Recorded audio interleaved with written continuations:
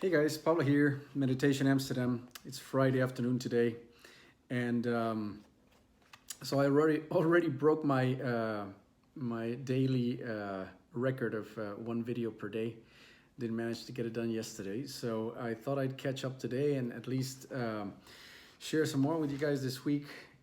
The topic of today's video is going to be centered on a little bit of insight that I caught in a very cool book, actually. It's called Mindsight.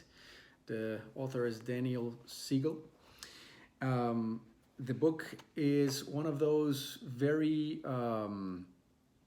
insightful books because it helped me connect many of the practices that we do in yoga or internal practices with the neuroscience behind and what is it that we're really doing at a neurological level with our brains and our peripheral nervous system and our body awareness whenever we're doing some of these things. So it clarified what to focus on, why it works, what the effects are, and so on. But I caught a little section that I thought was interesting because it addresses one of the main struggles that people face when they're starting with meditation, and it has a very cool explanation about it. So what it essentially mentions is that when you meditate, or maybe even when you are going about in daily life, things are popping up in your brain which you don't like. So say that you are meditating and suddenly there's a recurring thought in your head about the fact that you're having problems at work with a colleague, for example, and this just keeps popping up all the time. Or maybe you're just going about in daily life and then suddenly you start becoming stressed because you realize that a relationship with a sibling or somebody in your family, or maybe your spouse or partner, is not what it should be. And then suddenly you are in the grips of anxiety, and our usual tendency is to try to suppress this somehow.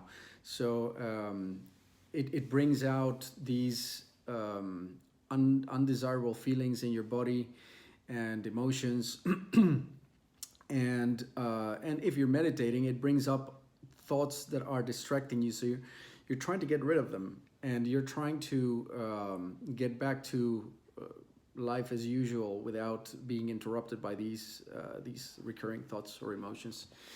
And so what the author proposes is to engage in a constructive dialogue with these emotions or thoughts, so that you don't try to suppress, because whatever you try to suppress just it's kind of energized by that suppression. So you can almost think of it as an emotion or a thought being like a bubble, or imagine a ball that's sort of full of air, and it tends to float to the surface of a pool. I don't know if as a kid I used to try and sort of suppress these balls, like prevent them from coming to the surface, and they just kept trying and trying to come to the surface. And in fact, the deeper you push the ball towards the bottom of the pool, the pressure became heavier, right? So there came a point where it just violently shot upwards. And emotions are exactly the same. There's no way to suppress them. They have their own energy, and in fact, they come from such a deep place in your mind that you need to learn how to navigate with them and how to have a conversation with them, as opposed to suppressing them, because you don't really stand a chance of doing that.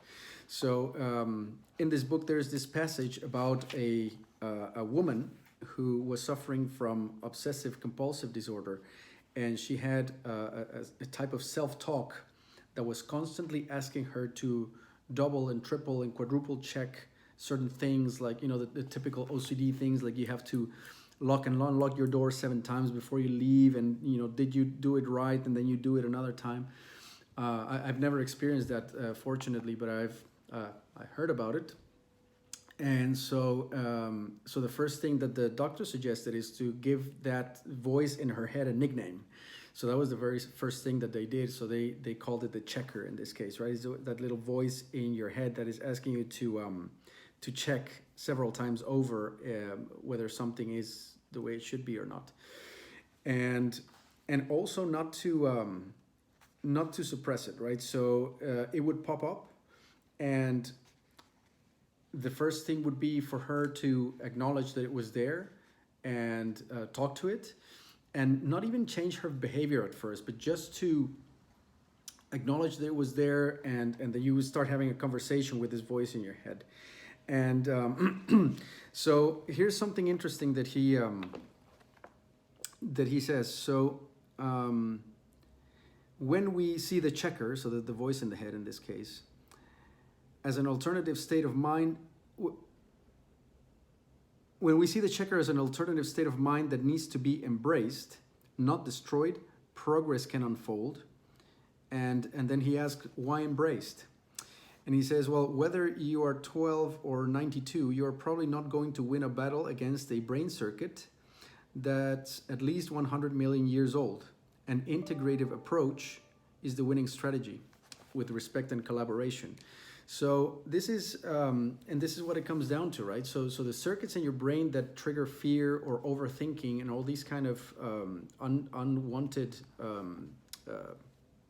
behaviors in your brain are not things that you can cajole and direct any way you like, and they certainly can't be moved about with willpower.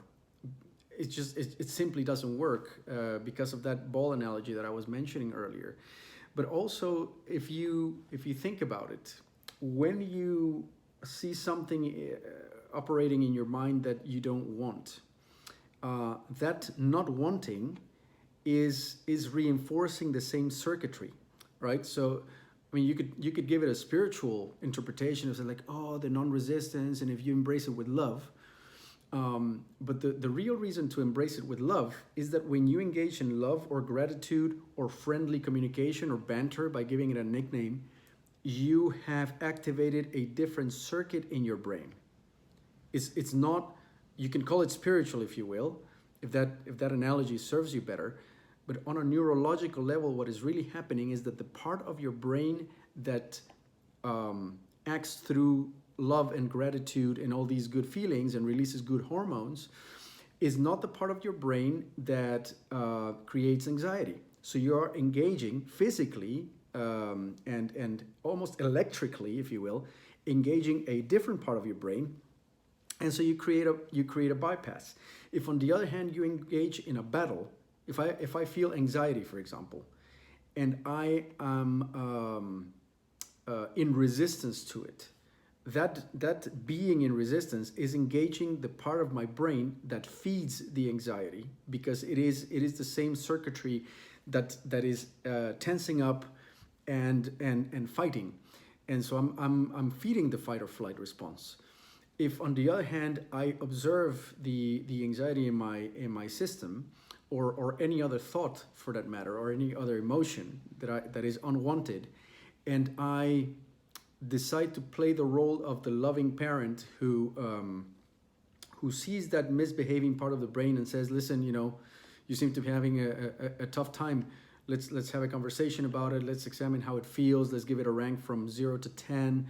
Let's breathe into it, and all these other bodily practices, but the main part being non-resistance to it, yeah, then you stand a much better chance of learning to dance with it, and you de-energize this thing. So the connections between thought and poor emotion or unwanted emotion start to erode very quickly, and you are back to a more stable and pleasant base level. I thought I'd share that. It even goes as far as to say that you need to reassure that part of your brain that is giving you an alert.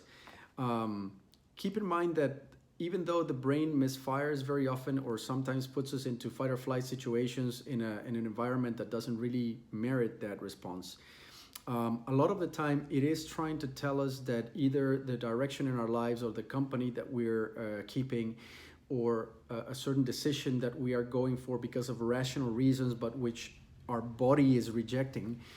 So our mind is trying to alert us of all these things. And what we tend to do because of our programming is to neglect that and to ignore that and say, well, logic says I should be doing this, even though every fiber in your body is telling you otherwise. And so the real balance that you're trying to strive for is to observe that the emotion flaring up. Be very mindful. We're going to get into some of the Buddha's scriptures about mindfulness of emotions and body sensations. And so you become mindful of the body sensation or the thought.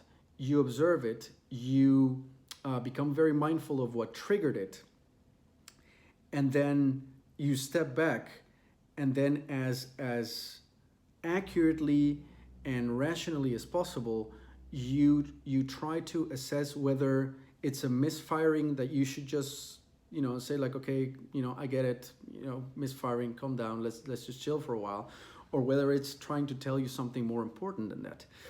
And so that would be, for example, the difference between a poor decision that you're about to make, or that is keeping you stuck, for example, and a phobia that has really no value in your life. If you have a phobia for, I don't know, there's the weirdest things are coming up in terms of phobias nowadays, but suppose that you have a phobia about leaving your house. Well, that's clearly a life sapping situation that is serving no purpose.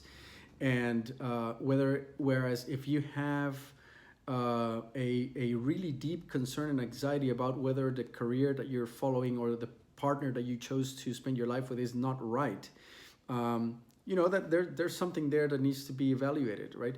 So I thought I'd leave you with that piece of advice for today. It's about, in a nutshell, observing the thoughts, emotions, and sensations that come up either during formal meditation or in daily life, and especially when they are undesirable and unpleasant, to not go into the trap of trying to ignore them or suppress them, but to establish a loving and accepting conversation with them that allows them to sort of play themselves out, and also to evaluate if there's something to be extracted in terms of a decision that you should be reevaluating, or whether it's just some silly phobia that needs to be dampened and de-energized in your mind and in your system.